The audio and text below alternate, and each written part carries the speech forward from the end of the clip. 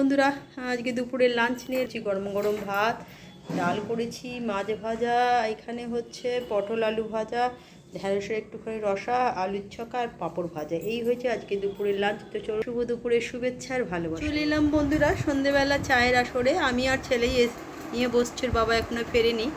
তো যেটা হচ্ছে আমার বাংলা মিডিয়ামের 1 তারিখ থেকে পরীক্ষা আরম্ভ, 1 এপ্রিল থেকে আপ টু 11 তারিখ অবধি তো আছেই। তো একটা পরীক্ষা শেষ হচ্ছে, তো আর একটা পরীক্ষা শেষ হচ্ছে। এই ইংলিশ মিডিয়াম পরীক্ষা সব শেষ হলো, আবার বাংলা মিডিয়ামে শুরু হয়ে গেল। কিছু করার নেই, তাই একটু চাপের মধ্যে আবার পড়তে হলো, পড়াশোনা করাতে হচ্ছে। আর চা নিয়ে চলে এসেছি, ছেলেরা চলুন ওরা পড়ছে, কাজ দিয়ে এসেছি, বললাম ঝাপ ঝাপ করে কাজগুলো লিখে ফেল। চাটা ছেলেটাকে দিয়ে একটু চা খেয়েই চলে যাবো, অঙ্কগুলো দিয়ে এসেছি, গিয়ে সব মেলাবো। চলে এলাম বন্ধুরা সন্ধেবেলার জলখাবারের পর্বে।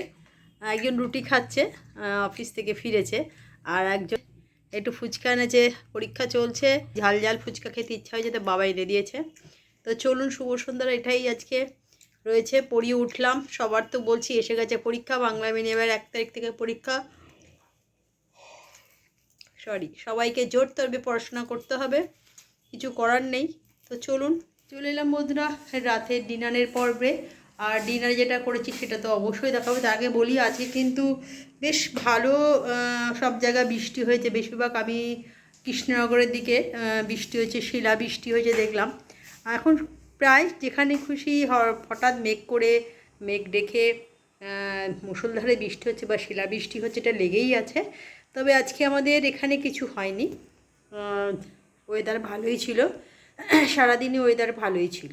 তবে দেখলাম কৃষ্ণনগরে একদম এরম বড় বড় সাইজের শিলাবৃষ্টি হচ্ছে, অনেকদিন শিলাবৃষ্টি দেখিনি, বেশ মনটা ভালোই লাগলো। তো এইভাবেই দেখে ভালো লাগলো বলেই শেয়ার করলাম আপনার সঙ্গে, একটু বললাম।